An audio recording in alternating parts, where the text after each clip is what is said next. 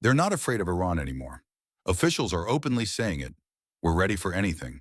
And the warning is blunt. Iran could be just weeks away from a nuclear weapon. At the same time, military forces say they're on full alert. Recent airstrikes were described as precise and devastating. Every target hit, completely wiped out. The message is clear: escalate, and the response will be severe. But here's where things get even more dramatic. Across Iran, missile launch systems are reportedly failing. Not small glitches, but widespread breakdowns. Gulf intelligence sources say key systems are still damaged months after the intense 12-day conflict. Repairs haven't gone as planned. Meanwhile, Iran's supreme leader has reportedly moved into a heavily fortified underground bunker in Tehran after warnings of a possible American strike. Sources say the shelter connects to a network of tunnels designed for long-term protection. Regional intelligence paints a mixed picture. Some parts of Iran's missile arsenal remain operational, especially short-range systems. But analysts say the country's overall deterrence capability has taken a serious hit. And now a major U.S. carrier strike group is positioned within striking distance, armed with bunker buster weapons. The military posture in the region is tense and very deliberate. So what does all of this mean? Iran appears to be scrambling to rebuild damaged launch infrastructure while trying to maintain a credible defense posture. But intelligence tracking suggests recovery has been slower and more difficult than expected.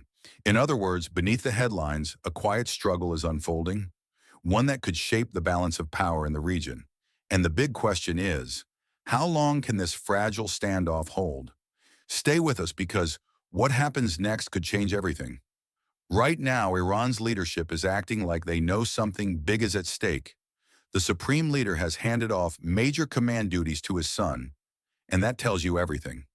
When a leader starts worrying about survival instead of strength, you know tensions are real. What most people didn't expect after the 12-day war was just how badly Iran's missile launch systems were hit. Israeli strikes didn't just damage a few launchers, they hit deep into the infrastructure that gets these missiles off the ground. Iran's own diplomats have painted a different picture, saying they're cranking up production and repairing launchers, even moving some into rugged mountainous areas to make them harder to find. But U.S. and Gulf intelligence assessments say something else. The number of operational launchers is way down from where it was before the war. A lot of the mobile launchers that once let Iran fire at will were knocked out, not easily replaceable overnight. Even though Tehran claims to be rebuilding, some key capabilities are still damaged. Gulf states have warned Washington that Iran still has short-range ballistic missiles ready to target U.S. interests in the region, a real security concern. Remember, Iran has used these kinds of missiles before to respond when it felt pushed, like when it hit U.S. bases in Iraq in 2020. Despite all the talk of resilience, there's a reason Iran's top leadership chose to hunker down in fortified underground shelters rather than stand tall and make public shows of strength. The shift in command, the relocation to bunkers, the ongoing patch-up of missile launch systems, it all paints a picture of a regime that's trying desperately to hold its position while under enormous pressure. And that's the story we'll unpack next, scene by scene. Sources describe the facility as more than just a bunker. It's a hardened underground network built to keep leadership alive and connected if war breaks out. A maze of tunnels, backup command centers, everything designed for continuity. At the same time, the Supreme Leader's third son is reportedly taking over day-to-day operations, acting as the main bridge between Iran's leadership and its military command. That shift alone signals how seriously Tehran is treating the threat environment. Now here's what changed the equation. Israeli intelligence says Iran's underground missile cities, massive subterranean storage sites, did protect parts of the country's missile stockpile during the 12-day war. But there was a critical weakness. The missiles survived. The launchers didn't. Israeli strikes focused on transporter erector launchers, the mobile platforms that actually fire the missiles. Without them, stored weapons are just hardware sitting underground. Impressive on paper, but operationally limited. Then came Tehran's warning to Washington. Iran's leadership publicly declared that any U.S. strike would trigger a wider regional conflict. The message was meant to deter escalation, Iran says it won't start a fight, but it promises a heavy response if attacked. Whether that warning changes U.S. decision-making remains uncertain. What is clear is that tensions are rising and both sides are signaling readiness. And then came another revealing moment. Iran's Revolutionary Guard Navy planned a live-fire drill in the Strait of Hormuz, a strategic choke point watched closely by the world. The exercise was widely seen as a show of force, but it was later canceled after reported U.S. warnings. Analysts say that decision hints at caution inside Tehran.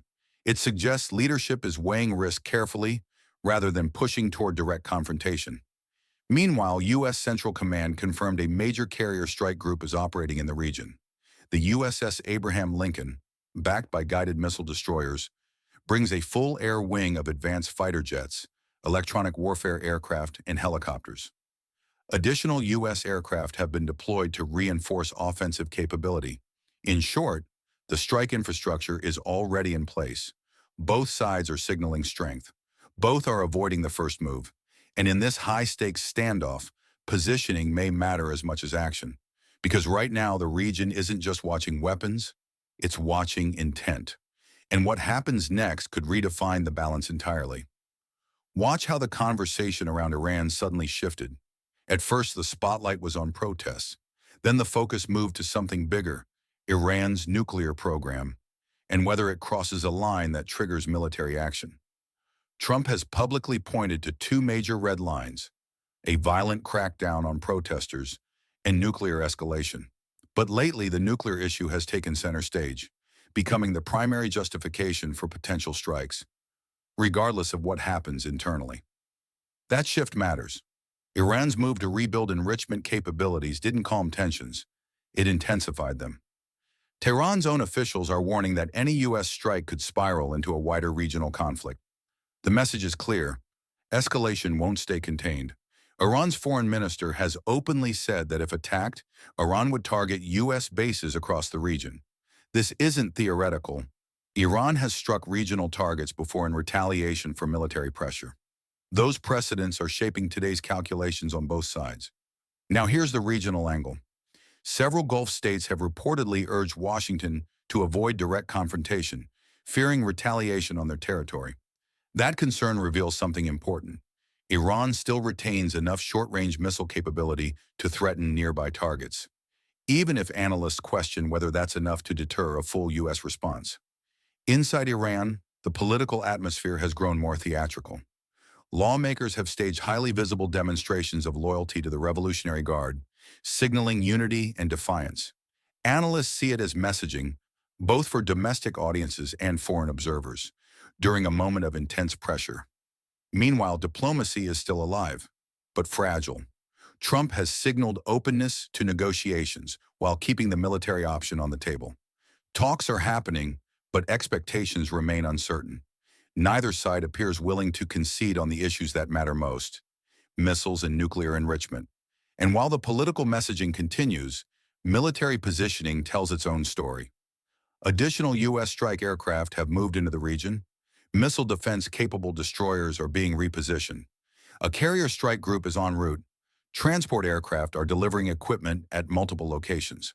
That level of movement suggests preparation, not necessarily for immediate action, but for readiness if diplomacy fails. Right now, both sides are signaling strength while testing the limits of negotiation. And the question hanging over everything is simple. Does this pressure force a deal or push the standoff to the brink? Stay with us, because the next moves could define what happens across the entire region. The scale of forces moving into the region right now is raising eyebrows. Analysts say this isn't a routine show of presence. It's a serious buildup. When this much firepower is positioned at once, it signals preparation, not symbolism. Iran's military spokespeople are responding with strong warnings. Officials say any strike would trigger a painful and decisive retaliation. The rhetoric is intense, but observers are watching actions more than words. Because at the same time, something quieter is happening. Back-channel communication lines between Tehran and Washington have reportedly reopened. While public messaging stays confrontational, diplomatic channels suggest both sides understand how high the stakes are. Leadership dynamics inside Iran are also under scrutiny. During the 12-day conflict, the supreme leader stayed largely out of public view, communicating through limited video messages. Reports say command decisions were routed through trusted aides, a sign of tight security during a volatile moment. Analysts debate what that means. Some see caution and crisis management. Others see strain inside the command structure. Either way, it highlights how seriously Iran's leadership viewed the threat environment. Now add diplomacy back into the picture. Iranian officials have recently signaled openness to renewed nuclear talks. Many experts interpret this as an attempt to slow escalation and keep military pressure from boiling over. But major disagreements remain, especially over uranium enrichment and missile capabilities. In other words, talks may be possible, but the hardest issues are still unresolved. Meanwhile, intelligence estimates suggest Iran retains a significant missile inventory, including short and medium-range systems capable of reaching regional targets. That capability, even if partially degraded, keeps the strategic balance tense. So what you're seeing is a race between diplomacy and military positioning. One side is signaling readiness, the other is signaling deterrence. Both are testing limits while trying to avoid being the first to escalate. And that narrowing window in between negotiation and confrontation is where the real story is unfolding. Stay with us, because the next decisions could shape the region far beyond this moment. Iran's leadership is drawing a hard line. Officials, including the foreign minister, say there will be no compromise on the country's ballistic missile program. The tone has grown sharper, signaling that Tehran sees this capability as non-negotiable. But analysts point to a critical gap. Iran may claim a large missile inventory, yet intelligence estimates suggest far fewer launch systems are actually operational. And without launchers, missiles can't be deployed. They're just stored hardware, not active deterrence. That mismatch is shaping how both sides are calculating risk. While public rhetoric stays confrontational, diplomacy hasn't stopped. Trump says talks are happening and that a deal is still possible, but expectations are low and major disagreements remain. So the situation now feels like a countdown between negotiation and escalation. Meanwhile, Iran's leadership posture continues to attract attention. Reports say daily operational duties have shifted within the leadership circle during heightened tensions, a sign that Tehran is preparing for uncertainty. At the same time, U.S. military positioning in the region remains significant.